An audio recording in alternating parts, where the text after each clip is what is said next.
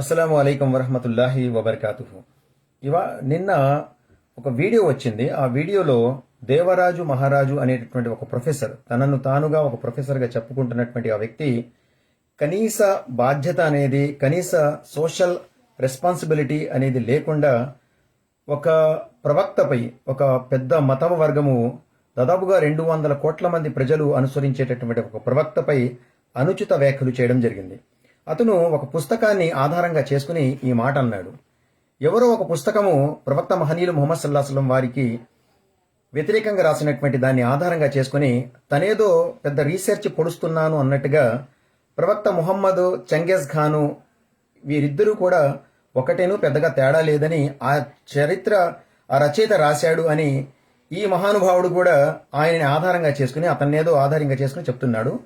మరి అతనికి doctor, professor Devaraj Maharaj ఎలా ఉండాలండి? డాక్టరేట్ వచ్చింది అని అంటే వాస్తవానికి ఎలా ఉండాలి? వీరందరూ సమాజంలో ఎటువంటి చెడుని లేకుండా చూసేటటువంటి ప్రయత్నం చేయాలి. అలాగే ఎక్కడైనా మనస్పర్ధలు వచ్చినప్పుడు దానిని నివృత్తి చేసేటటువంటి స్థాయిలో ఒక ప్రొఫెసర్ అనేటటువంటి వాడు ఉండాలి, ఎందుకంటే చదువుకున్న వ్యక్తి కాబట్టి.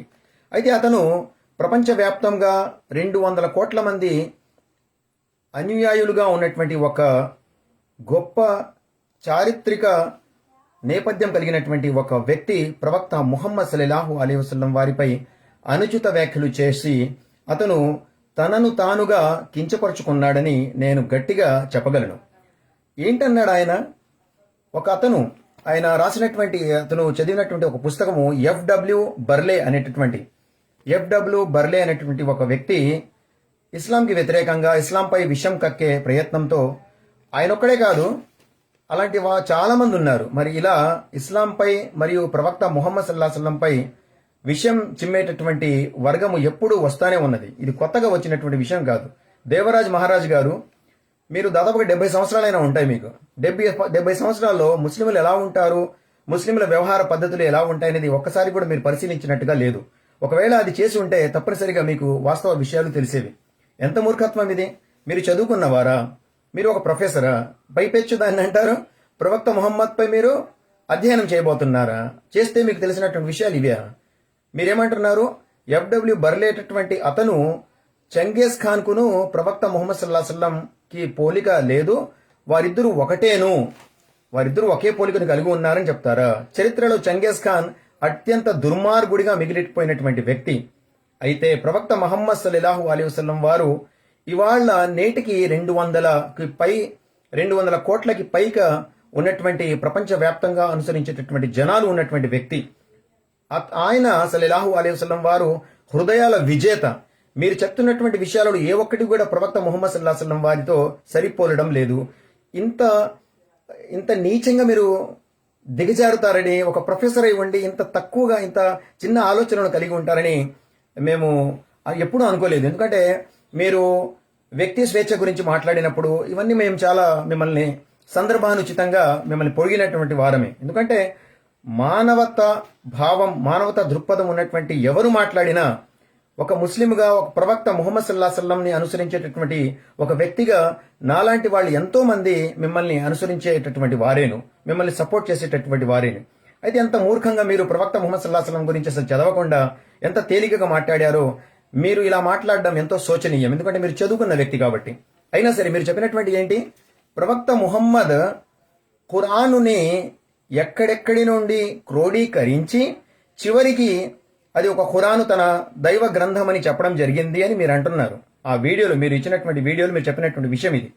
ప్రపంచవ్యాప్తంగా మంచి విషయాలని సేకరించి ఖురాను అనేటటువంటి ఒక గ్రంథాన్ని ఆయన రాసి పెట్టాడు అని చెప్పడం జరుగుతుంది. అయితే మీరు ఎవరి యొక్క ప్రస్తావన తీసుకుంటున్నారో, ఎఫ్డబ్ల్యూ బర్లే అతను రాసినటువంటి గ్రంథంలో ప్రవక్త ముహమ్మద్ సల్లల్లాహు అలైహి వసల్లం వారిపై బురద జల్లేటటువంటి ప్రయత్నం అతను చేస్తూ ఎన్నో తప్పుడు విషయాలను ఆయన అక్కడ రాయడం జరిగింది. అయినా కూడా మీరు దానిని పరిశీలించకుండా, మీరు ఎటువంటి ఆ పుస్తకము ఇది ఒక్కటేనా ప్రపంచవ్యాప్తంగా, లేదా ఇలాంటి పుస్తకాలు ఏమైనా ఉన్నాయంటే మీరు ఒకసారి గూగుల్కి వెళ్ళండి. యాంటీ ఇస్లామిక్ సైట్స్ ని మీరు పరిశీలిస్తే మీకు ఎన్నో పుస్తకాలు జరుగుతాయి. రోజుకు ఒక పుస్తకం చొప్పున చదువుకుంటూ ఇంట్లో కూర్చోండి మీరు దయచేసి.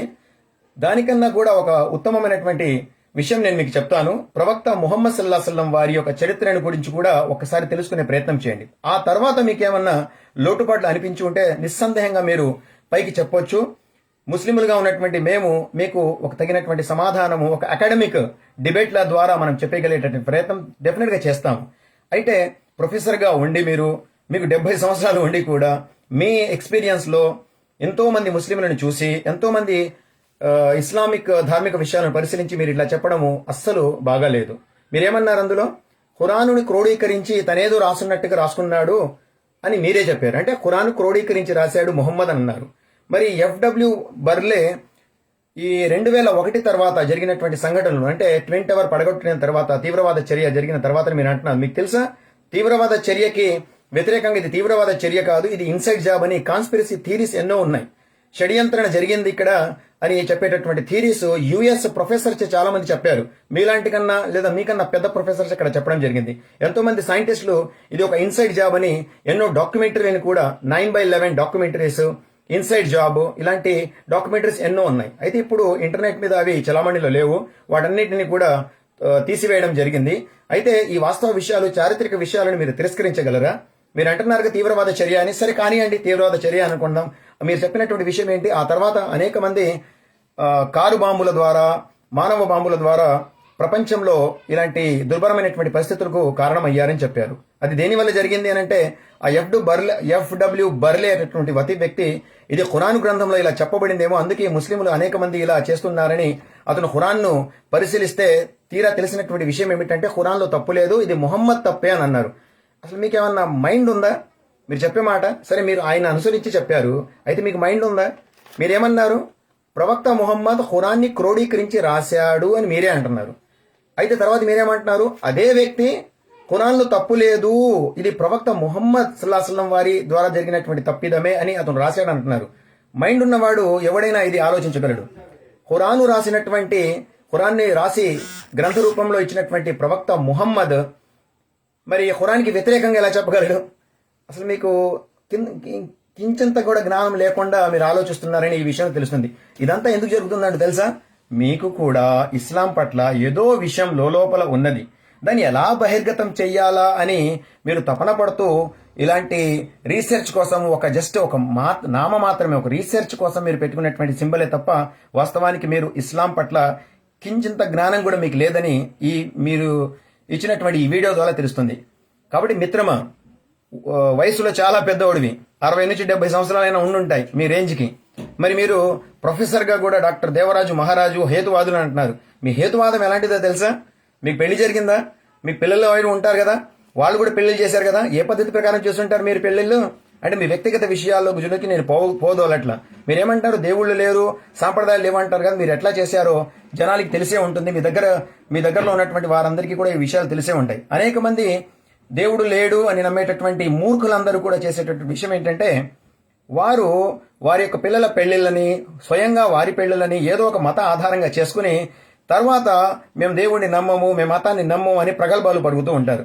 ఎందుకు మీరు ఇలా చేస్తారు? మీకు ఆ మాత్రం జ్ఞానం లేదా? మీరు పెద్దవారు కాదా? మీరు చదువుకున్న వ్యక్తి కాదా? ప్రవక్త ముహమ్మద్ పై ఇలాంటి అనుచిత వ్యాఖ్యలు చేయడానికి మీకు ఎంత ధైర్యం? మీరు అసలు వాస్తవంగా ఏం జరుగుతుందో తెలియకుండానే ప్రవక్త ముహమ్మద్ సల్లల్లాహు అలైహి వసల్లం యొక్క బయోగ్రఫీని చదవండి, కొంచెమని చదవండి. సరే, మొత్తం కాకపోయినా కొన్ని హైలైటెడ్ విషయాలను చదివి అర్థం చేసుకునే ప్రయత్నం చేయండి. ఆ తర్వాత మీకేమైనా అందులో తప్పుగా అనిపిస్తే రండి, చర్చించుకుందాం. మంచిదే కదా, చర్చ మంచిదే కదా, ఒక అకాడమిక్ డిబేట్ అనేది చాలా మంచిది కదా. మీలో ఉన్నటువంటి మూర్ఖత్వాన్ని మేము బహిర్గతం చేయొచ్చు, లేదా ఇస్లాం పట్ల మీకున్నటువంటి విషయాన్ని మీరు కక్కే ప్రయత్నం చేస్తే దానికి కూడా తగినటువంటి సమాధానాలు చెప్పే స్థితిలో ఇవాళ ముస్లిం సమాజం ఉన్నది. ఇది మరవకండి. మీరు ఒకప్పుడు ముస్లింలు డిబేట్ కోసం వచ్చేవాళ్ళు కాదు, ఎందుకంటే వాళ్ళలో ఒక నిరక్షరాస్యత శాతం ఎక్కువగా ఉండడం వల్ల వాళ్ళు చదువుకోలేకపోయారని. కానీ మిత్రమా, మీరు మర్చిపోతున్నారు, ముస్లింలలో ఇవాళ ఎంతో మంది మీరు లేదా మీలాంటి వారు చెప్పేటటువంటి మూర్ఖమైనటువంటి విషయాలకి తగు సమాధానాలు ఖురాన్ మరియు హదీసుల గ్రంథాలు, అంటే ప్రవక్త ముహమ్మద్ సల్లల్లాహు అలైహి వసల్లం వారి అనుచర సమాజంలో ఆయన చెప్పినటువంటి బోధనల ద్వారా తెలియజేయడానికి రెడీగా ఉన్నాము. మీకేమైనా ఇబ్బందిగా ఉంటే మీరు చెప్పండి, అయ్యా ఇదిగో ఇలా చేశాడండి, మీ ముహమ్మద్ ఇలా చేశారండి అని అడగండి. దానికి సమాధానంగా ఇస్లాం ఏం చెప్తుందో మేము దాన్ని అర్థం చేసుకునే ప్రయత్నం చేద్దాం. అలా కాకుండా ఏకంగా మీరు ఏదో రీసెర్చ్ అధ్యయనం చేస్తున్నట్టుగా పెద్ద ప్రగల్భాలు పడికి అక్కడేమో మీరు ఏది పెడితే అట్లా మాట్లాడితే అది ఎట్లా అండి? సమంజసం కానిటువంటి విషయం కదా. అసలే భారతదేశం యొక్క పరిస్థితి హిందువులు ముస్లింలు అనేటువంటి గొడవల్లో తూలనాడుతూ చేస్తూ బతుకుతూ ఉన్నాం. అలాంటి సమయాల్లో ఇలాంటి అనుచిత వ్యాఖ్యలు మీకు సమంజసమా? మీ పెద్దరికానికి ఇది ఒక మచ్చలాగా ఉండిపోతుంది మీ జీవితంలో. మీరు నిజంగా చదవాలనుకుంటే ఒకసారి గ్రంథం చదవండి. అయ్యా ఈ గ్రంథంలో ఈ తప్పులు ఉన్నాయని మీరు బహిర్గతం చేయండి. తప్పనిసరిగా దాని మీద చర్చించే ప్రయత్నం చేద్దాం. అంతేగాని ఎలా పడితే అలా మాట్లాడడము మీకు అసలు తగనిటువంటి విషయం. అయితే ముహమ్మద్ సల్లల్లాహు అలైహి వసల్లం వారు నేటికి 200 కోట్ల మంది ప్రజల హృదయాల్లో చాలా సేఫ్ గా ఉన్నారు. చాలా మంది ప్రవక్త ముహమ్మద్ సల్లల్లాహు అలైహి వసల్లం వారిని అనుసరిస్తున్నటువంటి వారు ఉన్నారని మీరు మర్చిపోవద్దు. ఏ ప్రవక్త అని మీరు ఇంత చులకనగా మాట్లాడుతున్నారో ఆ ప్రవక్త కొరకు ప్రాణం ఇవ్వడానికి కూడా సంకించినటువంటి వారు అనేక మంది ముస్లిం సమాజంలో ఉన్నారు మిత్రమా. అయితే ఒక మంచి పద్ధతి, ఏ ప్రవక్త గురించి మీరు మాట్లాడుతున్నారు తెలుసా? ఏ ప్రవక్తపై చెత్తని పోస్తూ ఉంటే రోజు ఆవిడ చెత్తని పోసే ఆవిడ ఒకసారి జబ్బు పడితే ఇవాళేంది ఆవిడ వచ్చి నాపై చెత్త పోయలేదు, ఆవిడకి ఏం జరిగిందని పరామర్శించడానికి వెళ్ళినటువంటి ప్రవక్త ముహమ్మద్ సల్లల్లాహు అలైహి వసల్లం వారిపైన మీ ఈ అనుచిత వ్యాఖ్యలు. ఏ ప్రవక్త అయితే యుద్ధ నీతిలో చెప్పినటువంటి విషయాలు, ఆడవారిపై చేయి చేసుకోవద్దు, వృద్ధులపై చేయి చేసుకోవద్దు, పిల్లలపై చేయి చేసుకోవద్దు అని యుద్ధ నీతిని తగు విధానంలో చెప్పినటువంటి ప్రవక్త పైన మీ అనుచిత వ్యాఖ్యలు. ఆడవారిని ఆటబొమ్మలాగా మాత్రమే చూసేటటువంటి సమాజంలో ఆడవారికి కూడా ఆస్తి హక్కుని ఇచ్చి సమానమైనటువంటి భర్తతో పాటు ఒక భార్యకి కూడా సమానమైనటువంటి హక్కులు ఉన్నాయని తెలియజేసినటువంటి ప్రవక్త పైన మీ అనుచిత వ్యాఖ్యలు. ఏం మాట్లాడుతున్నారు మీరు? అసలు ఏం రీసెర్చ్ చేశారు మీరు ఇలా చెప్పే విషయమేనా అసలు ఇది? తప్పనిసరిగా మీరు దీని గురించి ఆలోచించాలి. ప్రవక్త ముహమ్మద్ సల్లల్లాహు అలైహి వసల్లం పై అనుచిత వ్యాఖ్యలు చేసినందుకు ముస్లిం సమాజాన్ని మీరు క్షమాపణ అడగాలి. అసలు ఎంత ధైర్యంగా మీరు మాట్లాడుతున్నారు? ఇది అనుచిత వ్యాఖ్యలు. మీరు అంటున్నారు అది మీ మనసులోని విషయం మీరు కక్కుతున్నారు. వాస్తవానికి మీరు ఏదో పుస్తకాన్ని చూపిస్తా ఉన్నారు, ఆ రాసినటువంటి వ్యక్తిని గురించి చెప్తూ ఉన్నారు. ఇలా చేయడం సమంజసం కాదు. మీకు ఏమైనా డౌట్ ఉంటే ఇన్షాల్లా తాలా ఖురాన్ను అధ్యయనం చేయండి, ప్రవక్త ముహమ్మద్ సల్లల్లాహు అలైహి వసల్లం యొక్క జీవిత చరిత్రను చదవండి. ఆ తర్వాత మీకు ఏమైనా డౌట్లు ఉంటే ఇలా నిర్మోహమాటంగా మీరు అడగండి, తప్పులేదు. అసలు మీరు ప్రవక్త ముహమ్మద్ సల్లల్లాహు అలైహి వసల్లం జీవిత చరిత్రనే చదవకుండా ఇంకా పైపెచ్చి అంటున్నారు ఇలాంటి పుస్తకాలు చదువుతానంటారు. మీరు చదవాల్సింది ఆ పుస్తకాలు కాదు. వారు క్రిటిసైజ్ చేసేవాళ్ళు ఎన్నో రకాల పుస్తకాలు రాస్తారు. మీరు కూడా ఒక మంచి క్రిటికే. అయితే ఇలా క్రిటిక్ రాసేవాళ్ళు వాళ్ళు అధ్యయనం చేసి వాళ్ళ అధ్యయనమే బయటపడినటువంటి విషయాలు అవి. అంత మాత్రాన దాన్ని మీరు నమ్మేస్తారా? మీరు ఒకసారి ప్రవక్త ముహమ్మద్ని కనుక అర్థం చేసుకోవాలనుకుంటే ప్రవక్త ముహమ్మద్ యొక్క జీవిత చరిత్రను పరిశీలించే ప్రయత్నం చేయండి. ఆ తర్వాత మీకు ఏమైనా సందేహం ఉంటే నిర్మోహమాటంగా చెప్పండి, ఇది ఇలా ఎందుకు జరిగిందని చెప్పండి. దానికి సమాధానం మనం చర్చించుకునే ప్రయత్నం చేద్దాం. అంతేగాని ఇలా అతను ఎవడో ఇలా చేశాడు, చాలా నొటోరియస్ ప్రాఫిట్ గా అతను బుక్ రాశాడని మీరుకేదో మీ మనసులో ఉన్నటువంటి విషయాన్ని మీరు ఆ రచయిత యొక్క మాటల ద్వారా వెళ్ళగక్కే ప్రయత్నం చేస్తున్నారే, ఇది మీలో ఇస్లాం పట్ల, ముస్లింల పట్ల, లేదా మీతో పాటే నివసించేటటువంటి అనేక మంది మానవుల విశ్వాసాల పట్ల మీకెంత చిత్తశుద్ధి ఉందో ఈ విషయాల ద్వారా బహిర్గతం అవుతుంది. దయచేసి ఐ వెల్కమ్ యూ.